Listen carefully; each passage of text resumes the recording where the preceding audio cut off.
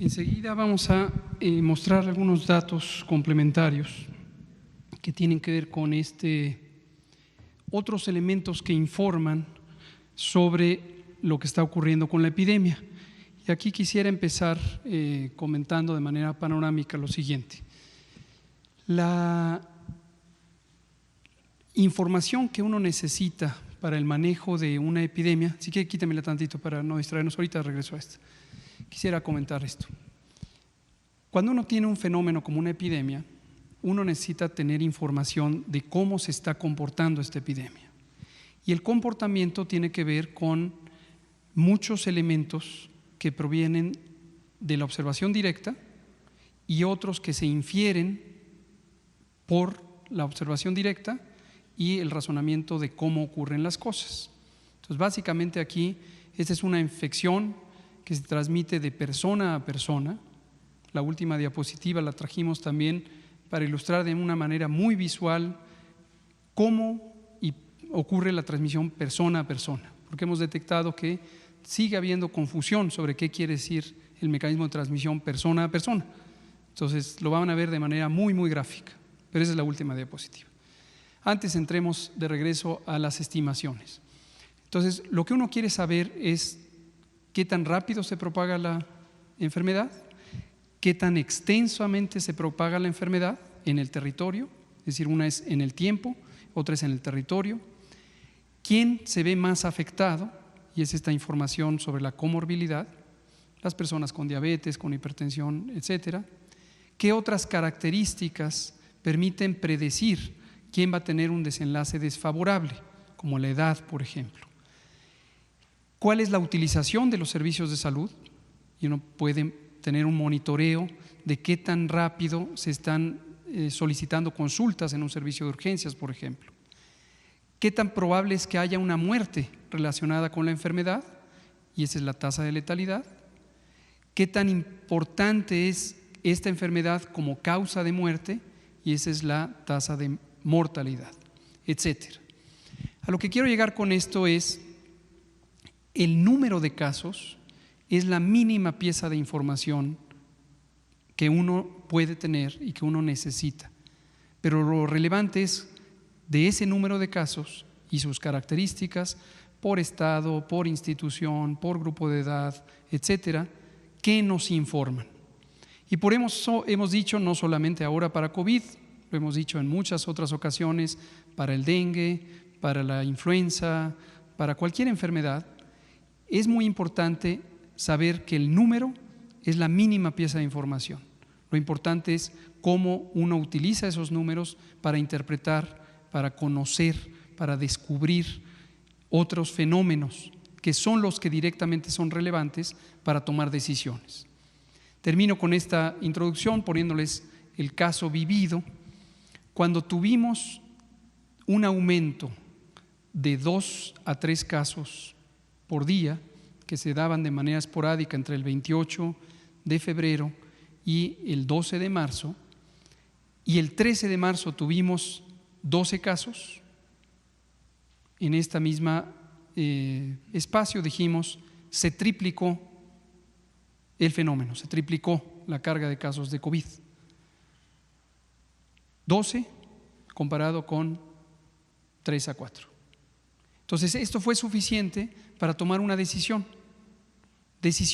que estaba programada para ser tomada en el momento en que ocurriera ese fenómeno, a pesar de que son solo 12 casos, lo fueron en su momento. Entonces esto ilustra cómo cuando uno entiende lo que está ocurriendo, los datos son la pieza mínima de la que hay que tomar una interpretación basada en evidencia que nos lleve a tomar decisiones. En este caso concreto que les estoy diciendo, ¿cuál fue la decisión? Iniciar las medidas de mitigación comunitaria. ¿Sí? Apreciativamente uno podría decir 12 casos, qué poquitos casos, ¿no es cierto? Y uno podría pensar, comparémonos con otros países. En ese momento había países ya, desde luego Italia, España y otros, que contaban por miles o decenas de miles sus casos. Y uno podría decir 12 casos, no es nada. Fue muy importante, 12 casos, porque ya no eran 4, o 3, eran 12. Entonces, por eso hemos insistido en eso. Ahora, ¿cómo sabemos todo esto? ¿Por qué confiamos en los datos y confiamos en su interpretación? Porque los métodos epidemiológicos existen, se han desarrollado a lo largo de muchos años, y en el tema de las enfermedades de muy amplia propagación, técnicamente esto se llama fenómenos inconmensurables. Disculpen ustedes el tecnicismo, lo que quiere decir inconmensurable es no se puede medir de manera directa.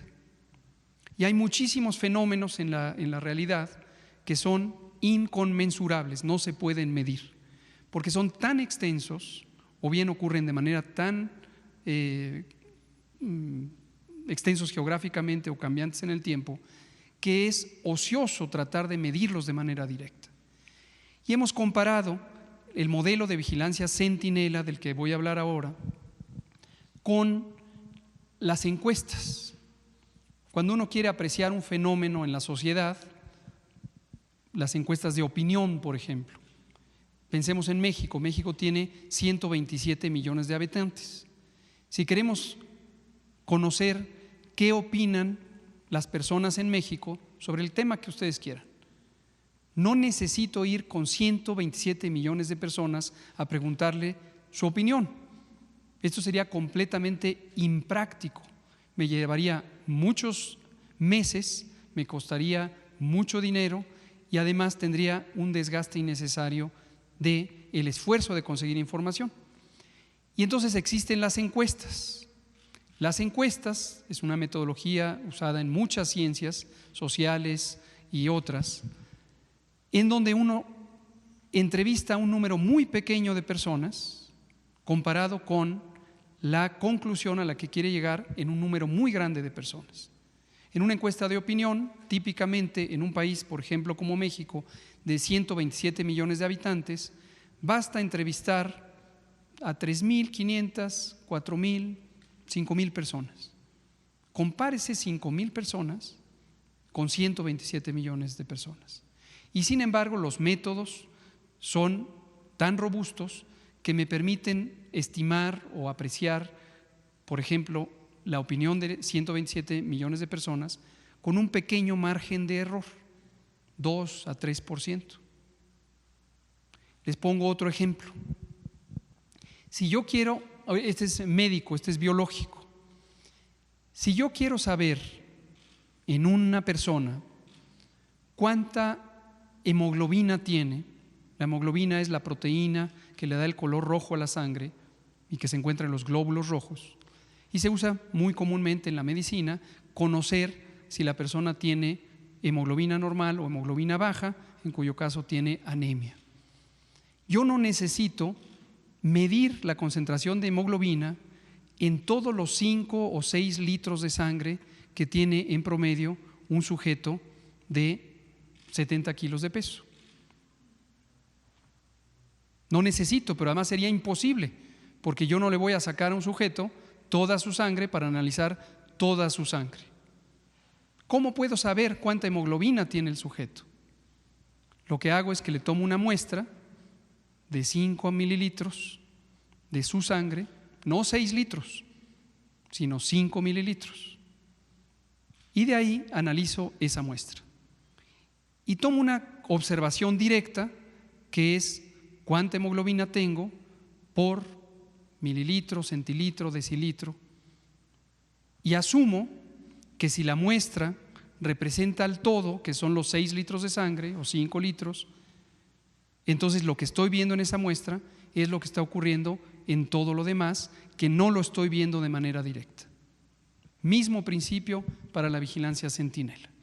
Entonces, hoy queremos compartir con ustedes 2 indicadores separados, no necesariamente están asociados a la vigilancia centinela los 2, y uno es la interpretación de la mortalidad de acuerdo a 2 maneras de identificarla, y las 2 se usan diariamente en nuestro análisis. Esta es la curva epidémica, igual que la vemos para el número de casos, solo que en este caso es de las defunciones.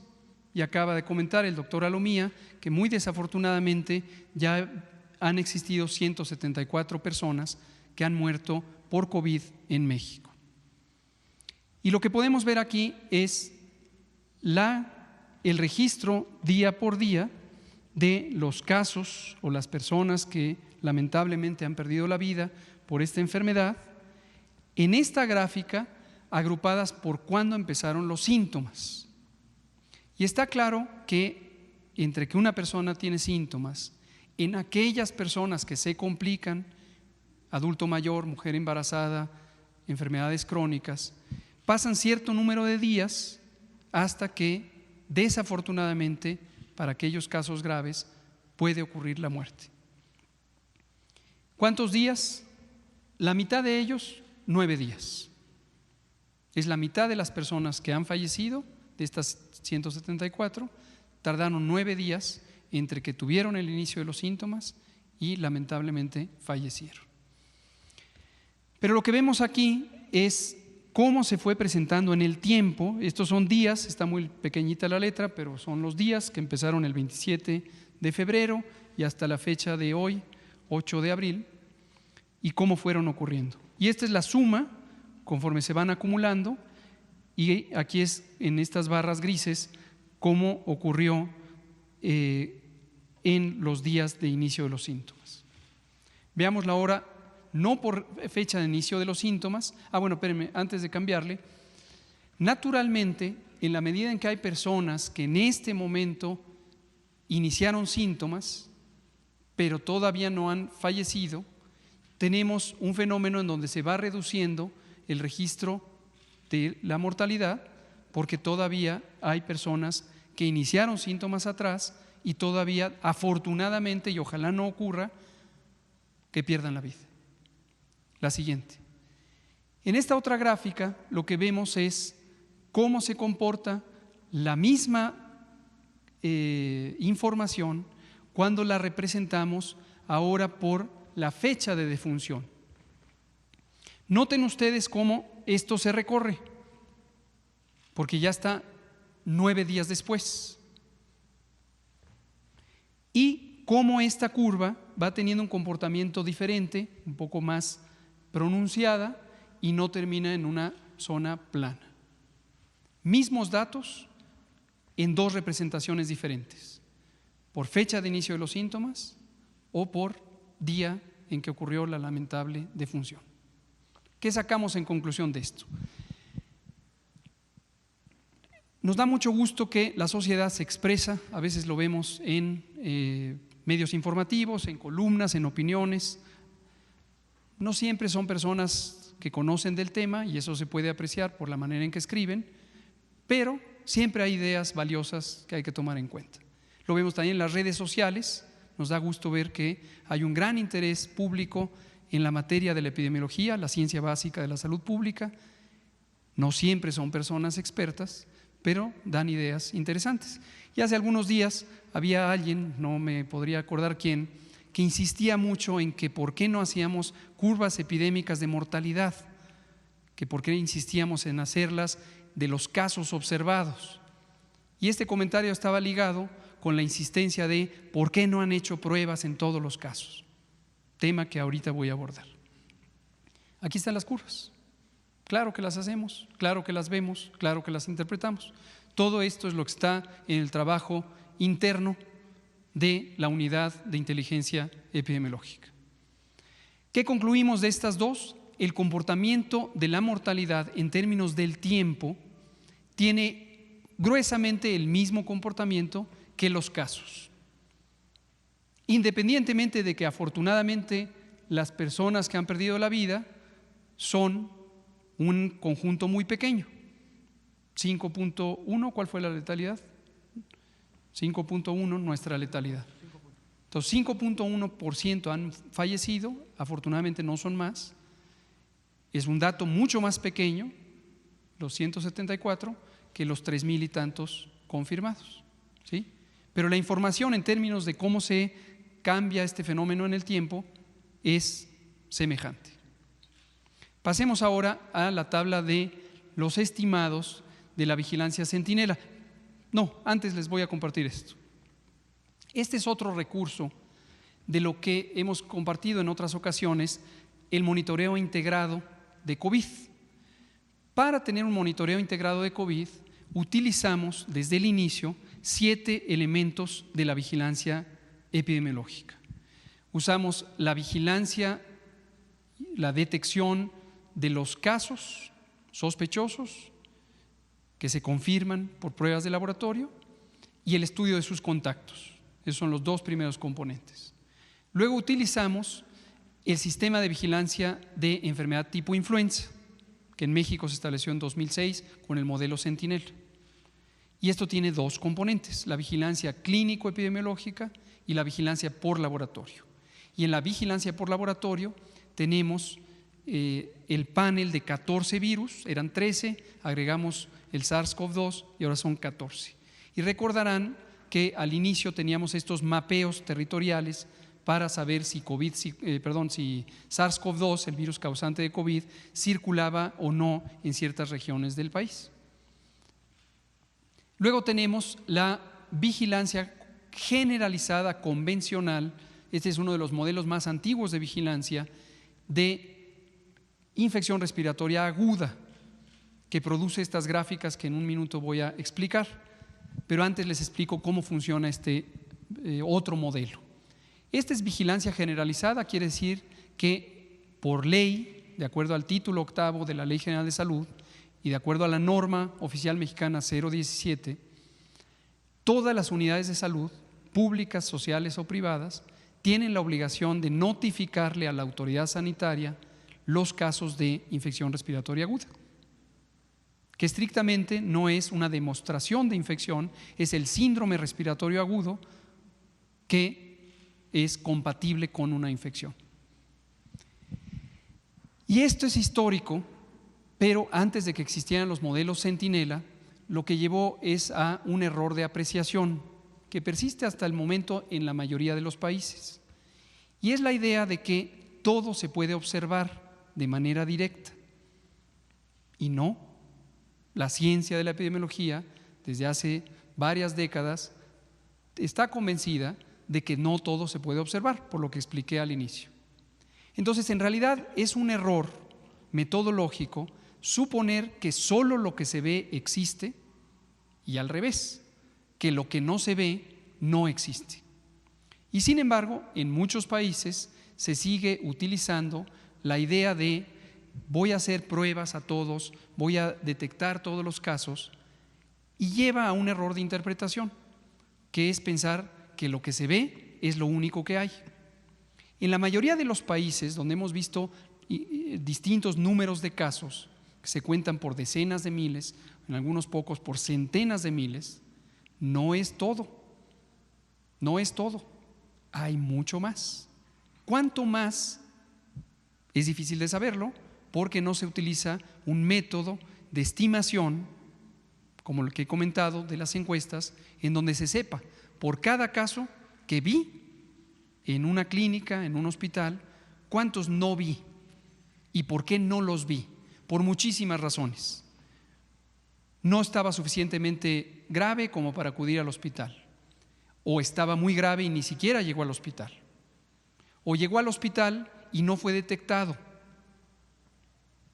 o llegó al hospital, fue detectado, pero como ocurre en una enfermedad como COVID y también en la influenza, no es útil hacerle la prueba porque no tiene una razón de ser clínica y lo preferente es que se vaya a casa para restablecerse como el 80% de los casos. O como ocurre ahora, también en México y ha ocurrido en todos los países, que por razones de salud pública para evitar los contagios, uno recomienda, si usted es una persona joven que no tiene enfermedades crónicas y no es una mujer embarazada, vaya a casa, porque 8 de cada 10, como usted, incluido usted, se van a recuperar en un lapso de 10 a 14 días, sin que haya secuela y se va a quedar inmune a la enfermedad. Entonces, todos ellos que nos han hecho caso y que han evitado, al hacernos caso, que exista transmisión en los hospitales, en las salas de espera de los servicios de urgencia o en las salas de espera de las consultas externas, no van a quedar registrados. pero lo sabemos porque estamos usando un método científico de vigilancia. Entonces, en cualquier otro país donde no se esté usando esta mecánica, no están reconociendo que lo que no ven también existe. Pero en México sí reconocemos que lo que no se ve también existe. Cámbieme rápido, por favor, a aquella gráfica donde está color amarillo y color verde, por favor, antes de regresar a esta. Quizá esto es demasiado técnico para la población, espero que sea de interés. Trato de expresarlo en términos no tan técnicos, pero pienso que siempre es útil que la población conozca lo que significan los datos, porque si uno ve los datos y solo se queda en un número de casos, uno pierde la noción de la interpretación científica de estos datos y para qué pueden servir, para tomar decisiones del manejo de la epidemia en tiempo real, en cada día, en cada hora que se tiene que tomar decisiones. Esta gráfica. Ayer creo que alguna de ustedes me preguntaba sobre esta proporción. No me acuerdo quién de ustedes. Esta es la gráfica que acaba de presentar el doctor Alomía y es la distribución de casos confirmados, solamente los confirmados, por grupo de edad. Y está también aquí esto, la relación de hospitalizados con ambulatorios. Entiéndase, graves y leves. Y recordarán que al inicio teníamos, antes de entrar a la fase 2, esto estaba más o menos fijo en 20% graves, 80% leves. Y ahora no necesariamente está cambiando del todo, pero día con día aparece aquí, ahorita casi 30% de graves y 71% de leves. ¿Por qué? No es porque la enfermedad se está comportando más grave, sino porque sabemos perfectamente, nosotros mismos lo estamos recomendando para evitar contagios en las salas de espera de los hospitales, que estas personas, que afortunadamente son 8 de cada 10, ya no están llegando a diagnóstico. Y no pasa nada con que no lleguen a diagnóstico, porque médicamente no se necesita tener la comprobación diagnóstica ni por laboratorio ni por las características clínicas para recomendar lo que se recomienda, que es quédese en su casa, duerma bien, tome líquidos abundantes, tenga paciencia, si tiene fiebre puede usar un medicamento contra la fiebre, evite contagiar a sus familiares, guardando sana distancia, usando un cubrebocas y no salga, quédese en casa. Entonces vamos a seguir viendo esta proporción que va aumentando, pero hay que interpretarla en estos términos, ¿sí? ¿Por qué lo sabemos? Porque en la fase 1 no teníamos esa recomendación y era un fluir natural de personas hacia las salas de espera y hacia las consultas. Entonces se registraban gruesamente todos los que había y que estaban dispuestos a ir a consulta, para que tomen en cuenta eso. Regresemos por favor a las otras gráficas. Estas otras gráficas se llaman canales endémicos. La otra, por favor, la que tiene un área verde muy grande. Canal endémico, dicho de manera no técnica, quiere decir endemia. A diferencia de epidemia, endemia es lo que normalmente ocurre sobre la salud en una población. Y hay fenómenos que son endémicos porque siempre están ahí. Los catarros, las diarreas, ciertas enfermedades de la piel, las infecciones urinarias, los problemas esqueléticos, varios problemas esqueléticos degenerativos. Hay muchas cosas que son endémicas, es decir, no han cambiado en el tiempo. Esta gráfica que representa aquí las semanas de un año, de la 1 a la 52, y la cantidad de casos registrados porque van a consulta y son registrados, se representa en esta gráfica, en estas áreas. Y los colores lo que representan es que una cuarta parte de las personas que han tenido infecciones respiratorias agudas en México durante los últimos 7 años lo han presentado en estas fechas. lo que se ve aquí en la zona verde. 50% de las personas que han tenido esta enfermedad lo han hecho en estas fechas, lo que se ve en la parte amarilla.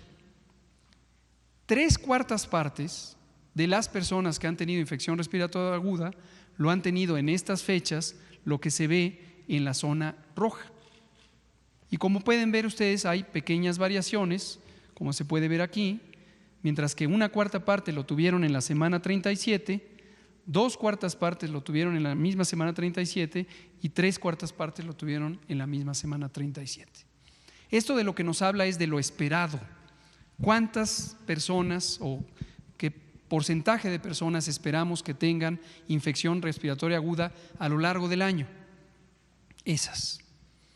Noten también que las infecciones respiratorias agudas ocurren más en el invierno, esto es enero y febrero, hasta llegar a la semana 8, y luego empiezan a bajar. Durante el verano, que es esta parte, son estas semanas, tenemos menos, pero también hay catarros en julio. Y luego empiezan a subir nuevamente hacia octubre, noviembre y diciembre. Entre otras, la influenza, pero también los catarros comunes y múltiples infecciones respiratorias. ¿Para qué nos sirve esto? Para comparar lo que esperamos que ocurra con lo que es inesperado. Y esta es la curva, esta línea azul, lo que está ocurriendo en 2020. Entonces, la comparación es útil para identificar algo que se sale de lo esperado. Cuando esta curva azul, esta línea azul, está más alta, más grande, hay más casos de lo que ha habido en los últimos 7 años. Esa es la lógica, canal endémico. Hoy no nos va a dar tiempo de mostrarles los detalles, pero la tenemos estado por estado. Y habíamos tenido, y seguimos teniendo, esto que había estado en lo esperado y que, interesantemente, en la semana 12 subió. ¿Por qué digo que es interesante? Porque la semana 12 acabó el sábado 14 de marzo. ¿Cuándo identificamos que de COVID, en lugar de tener los 3 o 4 casos que habíamos tenido, tuvimos 12? Y por eso vine aquí a decir, tenemos 12. ¿Qué noticia puede ser tenemos 12? Cuando en Europa tenían decenas de miles. Porque se interpretan los datos. Y se puede ver la consistencia, se puede ver que todo coincide, y este fenómeno que viene de otro mecanismo de vigilancia, que son consultas en 26,000 unidades de salud, tiene este comportamiento. Aumentó en la semana 12. La siguiente es lo mismo, pero son las neumonías, que en ese momento no se salían de lo esperado. Pero, doble contra sencillo, así como garanticé que iba a llegar el coronavirus, garantizo que esto va a tener este comportamiento. ¿Por qué razón? Porque está en fase ascendente la epidemia de COVID. Tanto las neumonías como las infecciones respiratorias. Las neumonías van a representar a los graves, las infecciones respiratorias agudas a los no graves. Y es clarísimo, lo hemos venido diciendo, que desafortunadamente no hay manera de parar la epidemia, solamente hay manera de reducirla si nos quedamos en casa y no salimos. ¿Sí? Esa es la interpretación. Finalmente, ¿qué hora es? Para que les dé tiempo de hacer preguntas. Por cualquier causa, por determinar. Qué bueno que lo pregunta Blanca. Este es un registro que no está asociado con hacer pruebas. No necesitamos aquí hacer pruebas porque no pretendemos hacer pruebas. Y miren qué cantidad, 5,000, 6,000, y esto es solo 3/4 partes. Si yo pusiera el 100%, estamos llegando como a 7,500. Y tan solo esta semana, más la otra, más la otra, más la otra. Cada año hay decenas, de hecho centenas de miles de neumonías por todas las causas posibles. Algunas se identifican y se sabe la causa, muchísimas no se identifica la causa, aunque se le hagan pruebas de distintos microorganismos. La siguiente y última. ¡Tarán! Las cifras. Usando el método que estoy comentando y que quisiera recordar a la audiencia, las periodistas lo conocen muy bien, las y los periodistas, en la vigilancia centinela de influenza, ¿se acuerdan lo que dije de las encuestas? 127 millones de personas y tenemos 3.500 personas que fueron entrevistadas. Aquí es semejante. En el país existen 26,000 unidades de salud. Unidades de salud de medicina familiar, centros de salud, rurales y urbanos, hospitales, pequeños, medianos y grandes, 26,000. En la vigilancia centinela hay 300, ¿cuántas son en este momento, estimado José Luis? 375 unidades de salud monitoras de influenza, que ya cambiaron de nombre y ahora se llaman unidades de salud monitoras de enfermedad respiratoria. ¿Por qué cambiaron de nombre? Porque incorporamos a COVID en el mismo método de vigilancia. 375 comparadas con 26,000. Alguien que no sepa epidemiología diría, ¿cómo es posible que solo 375 si en el país hay 26,000? Porque tenemos información de las dos cosas. Tenemos en la gráfica de colores que acabo de mostrar información de las 26,000. Pero queremos hacer la demostración por laboratorio en las unidades monitoras de enfermedad respiratoria y además queremos tener el detalle de las condiciones clínicas de estas personas, si tienen diabetes, si tienen hipertensión, si fuman, si tienen enfermedad pulmonar obstructiva crónica, cuál es su edad, cuándo empezaron los síntomas, cuáles fueron esos síntomas, cuánto tardaron en tener alguna complicación, si es que la tuvieron, si es que se hospitalizaron, cuánto duró la hospitalización, etcétera, etcétera, etcétera. Y esto nos resulta, espero que aquí no se pierdan en el tecnicalismo, esto por supuesto va a ser ya información pública, no solo aquí, la estaremos publicando. Voy a tratar de ser más o menos directo o simple en mi explicación de esta tabla. Aquí tenemos las semanas del año 2020, de la 1 a la 13, que es la que estamos teniendo. Aquí tenemos las infecciones respiratorias agudas, las neumonías y las influencias en las 375 unidades de salud monitoras de enfermedad respiratoria. Y este es el número de casos directamente observados de estas enfermedades. Y aquí tenemos estas esta es en la SUSMER, exacto. Y estas son las que solamente cumplen las características de la definición de caso de influenza, que es prácticamente idéntica a la de COVID. ¿Sí? Estas no tienen que cumplir con que estornuden y fallan a consulta, están consideradas aquí. O estornudo, fiebre y van a estar aquí. Y esta es una definición más estricta, las características que hacen sospechar COVID o influenza. Es prácticamente idéntica. Y son menos, obviamente. Estas forman parte de estas.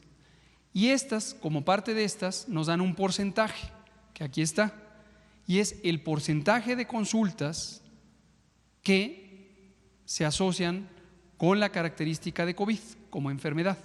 Hasta aquí no hay prueba de laboratorio. Aquí viene la prueba de laboratorio y se determina el índice de positividad, que se acuerdan que hemos estado hablando de él, de cuántas muestras que tomé en personas que cumplen la definición de COVID, sospechoso de COVID, en cuántas muestras salió positivo el nuevo coronavirus SARS-CoV-2, en este porcentaje. ¿Recuerdan que lo hemos estado presentando? Y que va subiendo, además, vean ustedes. De estas están el número de casos que resultaron positivos. Este es el número, este es el porcentaje. Finalmente tenemos un elemento del control de calidad. ¿cuántas muestras se procesaron?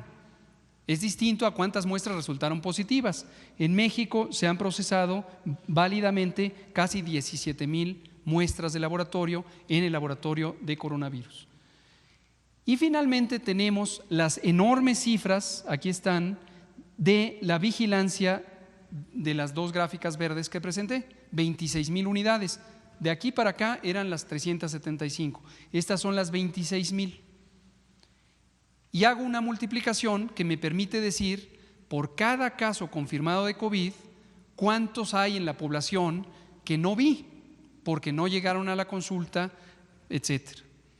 Y son finalmente estos, aquí está la suma, 26,519 casos. Tan. De los 3,000, ¿cuánto? 100 y tantos que acabamos de informar, hay otros que no llegaron a consulta, pero estos métodos nos permiten decir con razonable certidumbre, ahí están. Tan. La gráfica, perdón, nada más la última. Por favor, la fotografía final. Esta es de interés público generalizado. ¿Cómo se transmite el COVID? Así, achú. Cuando decimos sana distancia, no nos referimos a no saludar, obviamente no hay que saludar de mano, pero no nos referimos, ignora a tu amigo o a tu vecino o a tu pariente. Nos referimos a que lo que tenemos que evitar es que estas gotitas nos caigan encima, particularmente en los ojos, nariz o boca. Y hay 3 tipos de gotas, las grandes, las medianas y las pequeñas. Esto lo hemos explicado en otras ocasiones, pero me gusta retomarlo. Hay gotas que son demasiado pesadas y caen allí, a 2 metros. Hay gotas que son más ligeras y caen allí, a 6 metros. Y hay gotas que son más ligeras y caen allá, a 10 metros, si yo estornudo como este caballero. Entonces, eso es lo que hay que evitar y por eso son las dos cosas. Guarda sana distancia, porque con la sana distancia, Susana te va a permitir que no te caigan las gotas convencionales, que son muy pesadas y que se producen al hablar. Pero también, quien va a estornudar, que se tape. ¡Achú! Porque eso va a proteger que las gotas de 10 metros, que llegarán a 10 metros, porque son muy ligeras, no le caigan a alguien que esté a esa distancia.